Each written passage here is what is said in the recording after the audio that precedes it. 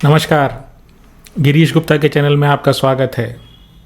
तो आज हम बात करने जा रहे हैं एक सोलर एनर्जी कंपनी की जिसका नाम है वेबसोल।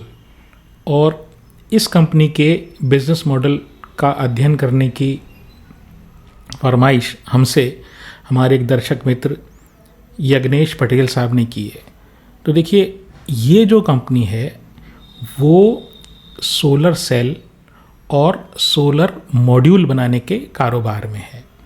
तो धीरे धीरे ये समझेंगे कि सोलर सेल क्या होता है, सोलर मॉड्यूल क्या होता है और ये कंपनी क्या करती है, एग्जैक्टली क्या करती है, और इस कंपनी के पहले इनकी हिस्ट्री कैसी रही और आगे भविष्य की योजनाएं क्या हैं, कंपनी में क्या परिवर्तन पिछले कुछ दिनों में या पिछले कुछ सालों में आए, कंपनी की स्ट्रेंथ क्या है, कंपनी की वीकनेस क्या है और कंपनी की भविष्य की योजनाएं क्या है। तो ये सब हम समझेंगे बहुत ही आसान और सरल भाषा में। तो चलिए शुरू करते हैं कंपनी के बिजनेस मॉडल का अध्ययन। तो जैसे मैंने बताया, कंपनी सोलर सेल और सोलर पीवी मॉड्यूल के कारोबार में है, वो इसको बनाती है। तो मैं पहले ये बता दूं कि आखिरकार ये सोलर सेल या सोलर पीवी मॉड्यूल क्या चीज़ होती है और ये बनते कैसे हैं। तो देखिए, एक एलिमेंट होता है, यानी एक तत्व होता है, एक पदार्थ होता है सिलिकॉन, ठीक है। उसमें ये गुण होता है कि अगर उसके ऊपर सूर्य की रोशनी पड़े तो वो उस सूर्य की रोशनी को करंट में तब्दील कर देती है, जो बिजली होती है ना उसमें तब्दील कर देती है। तो ये मोटा मोटा जो सिद्धांत है ये सोलर सेल बनाने में काम में लिया जाता है। और सिलिकॉन की माइनिंग करने के बाद या सिलिकॉन को खदानों से निकालने के बाद उसको एक शेप दिया जाता है जिसको पॉलीसिलिकॉन इंगट बोलते हैं, ठीक है। मतलब कमर्शियली जब आप उसको ट्रांसपोर्ट करते हो कहीं, या सिलिकॉन को आप उठा के ऐसे तो किसी को दे नहीं सकते कि भाई आप जाके इससे सेल बना लो, तो उसको एक पर्टिकुलर शेप दे देते हैं। तो आप ऐसे समझ लीजिए कि एक जो कैंडल होती है ना, मोमबत्ती, आप ऐसा इमेजिन कर लीजिए कि मान लीजिए उस शेप में पॉलीसिलिकॉन आता है।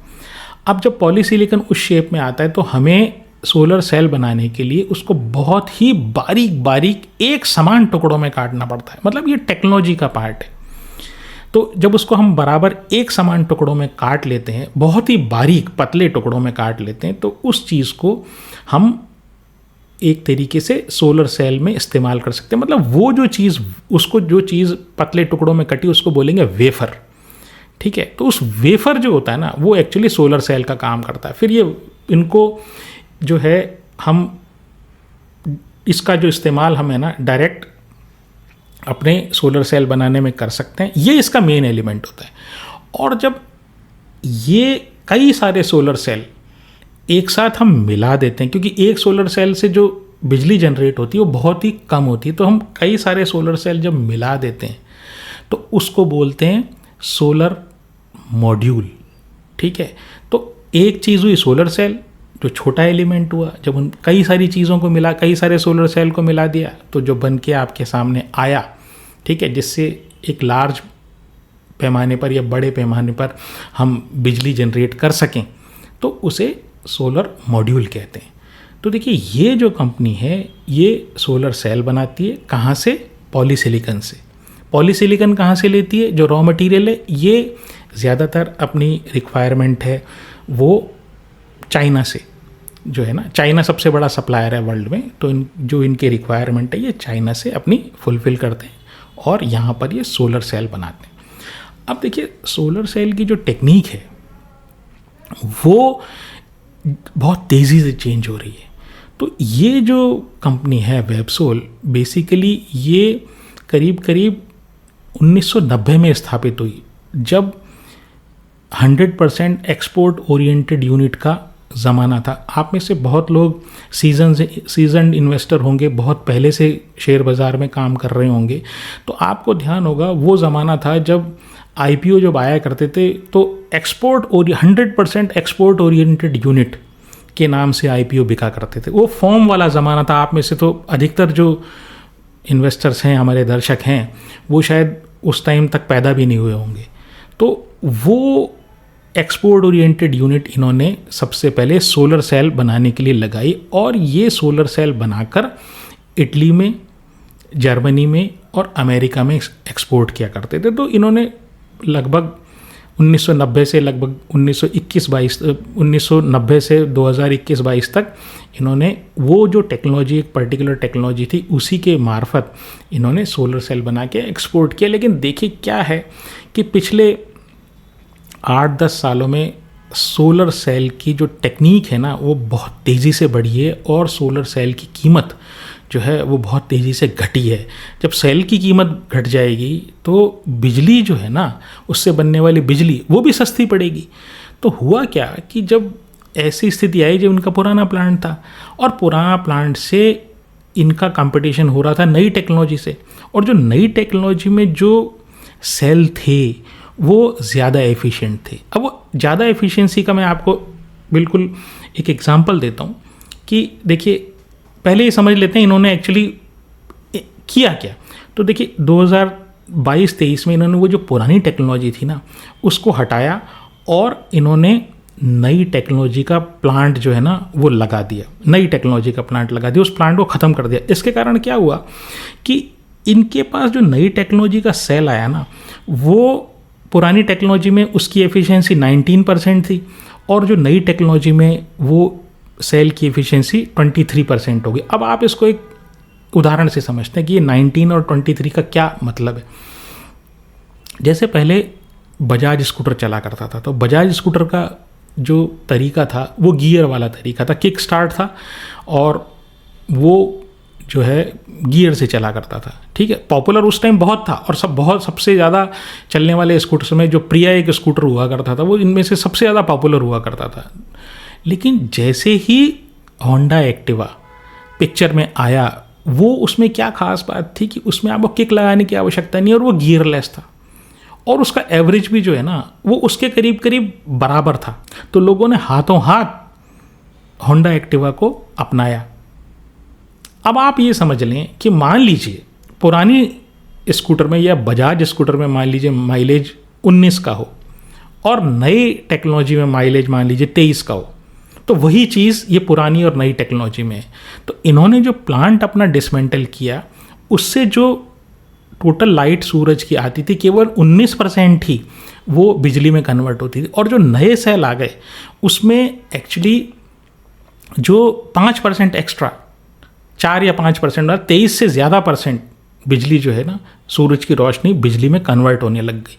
तो इनका जब कंपटीशन दूसरे लोगों से हुआ जो और सोलर सेल बनाने वाले थे, तो ऑफ कोर्स जो ग्राहक, आपका अल्टीमेट ग्राहक आएगा वो तो नई टेक्नोलॉजी वाले सिलिकॉन सोलर सेल लेगा ना, क्योंकि उसको तो एक अच्छा एफिशिएंट प्लांट लगा के देना है।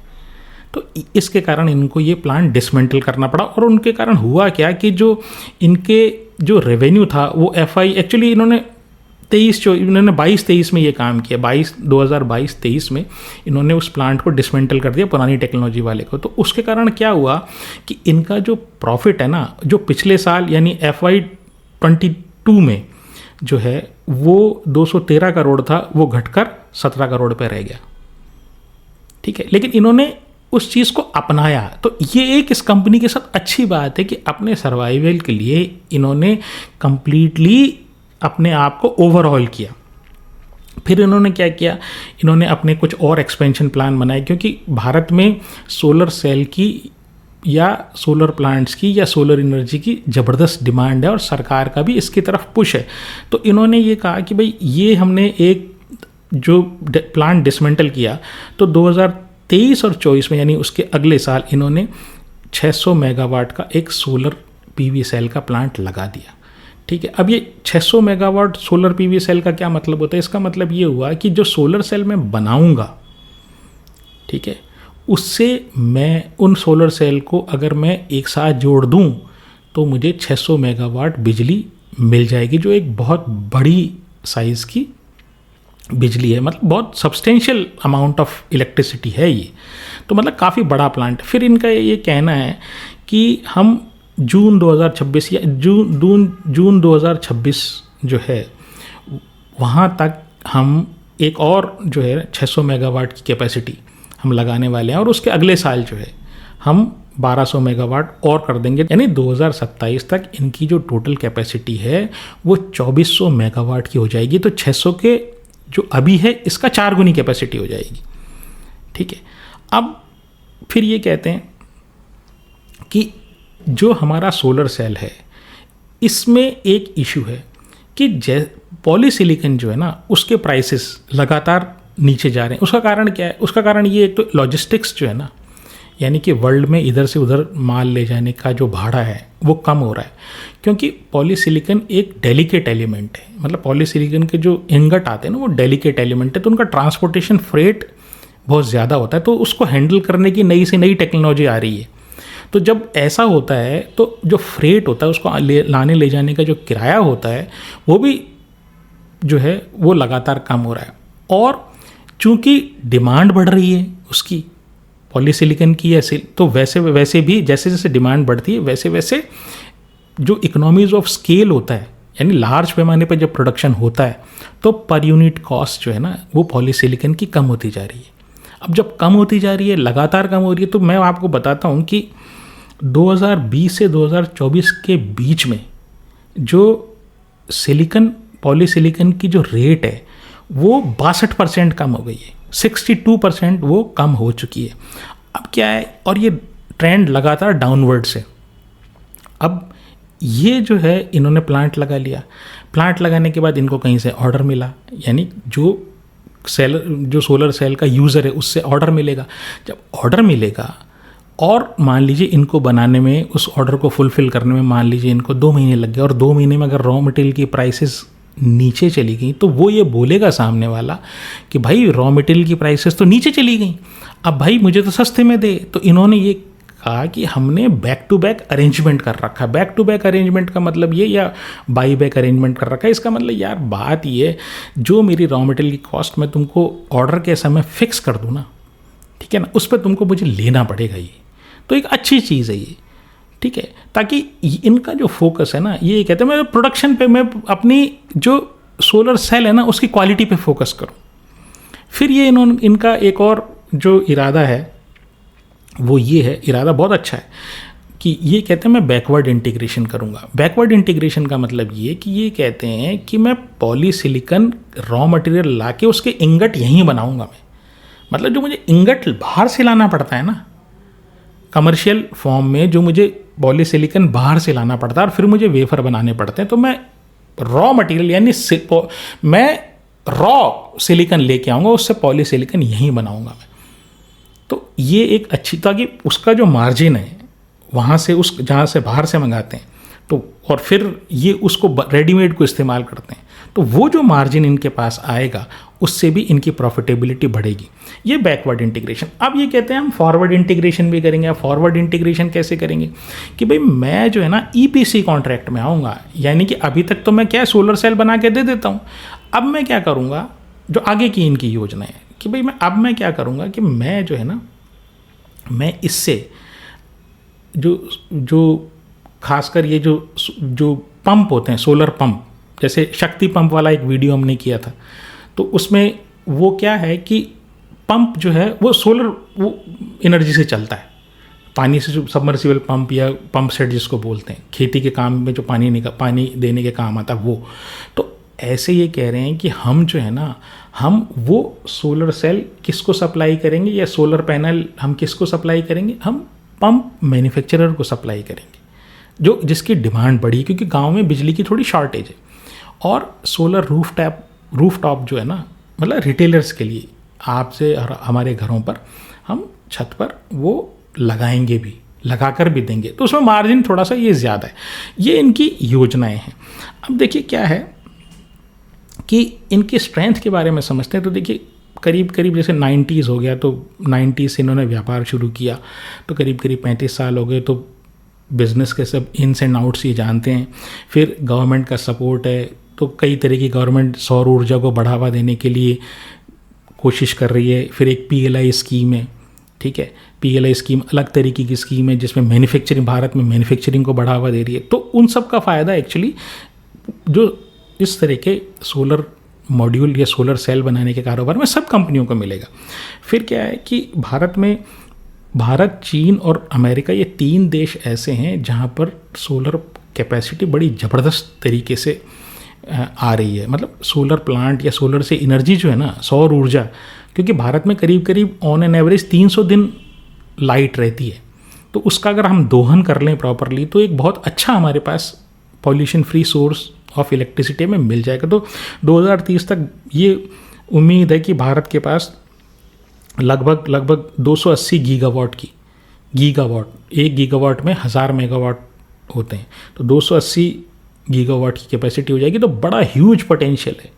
ठीक है, अब डिसएडवांटेज क्या है? तो जैसे एक डिसएडवांटेज मैंने बताया, और ये इंडस्ट्री वाइज डिसएडवांटेज है। इस कंपनी की खाली इसी कंपनी की प्रॉब्लम नहीं है, इस कंपनी की जो प्रॉब्लम्स है वो भी मैं आपको बताऊंगा।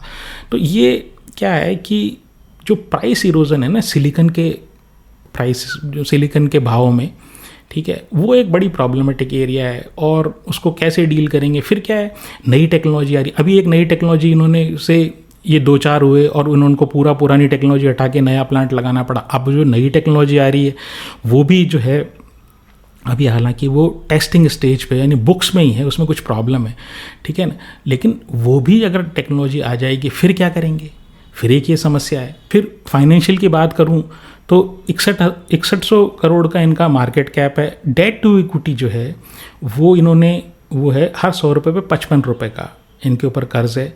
जो इनका इस बार प्रॉफिट है वो 155 करोड़ का है, और पिछले 2 सालों का लॉस अगर मैं जोड़ लूँ, क्योंकि 23 और 24 में इनका लॉस था, तो 3 सालों में, इन टोटल 3 सालों में इनको नेट केवल 10 करोड़ का प्रॉफिट हुआ है।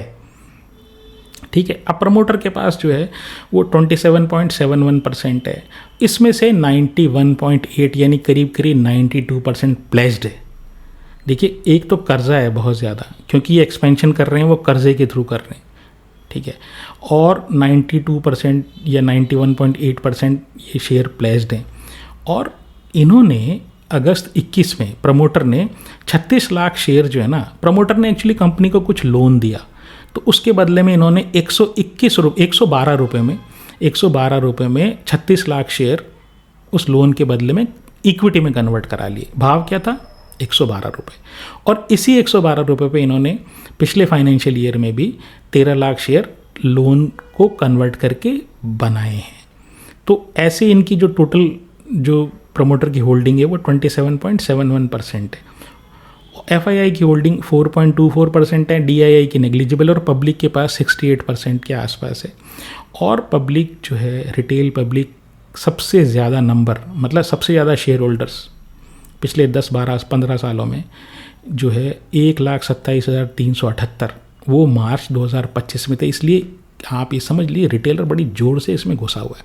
अब इसमें 2-3 तरह के जो रिस्क मैंने आपको बता दिए। प्रमोटर की प्लेज्ड होल्डिंग है, इसके बाद जो डेट टू इक्विटी रेशियो वो बहुत हाई है, जो टेक्नोलॉजी का ऑब्सोलिसेंस है, यानी टेक्नोलॉजी के चेंज होने का खतरा वो बहुत ज़्यादा है। दूसरी बात, बहुत सारे कंपटीशन जो है ना इस एरिया में बहुत तेज़ी से बढ़ रहा है, तो बहुत सारी कैपेसिटी सोलर सेल के एरिया में भी आ रही है, इवन अडानी इस एरिया में आ रहा है।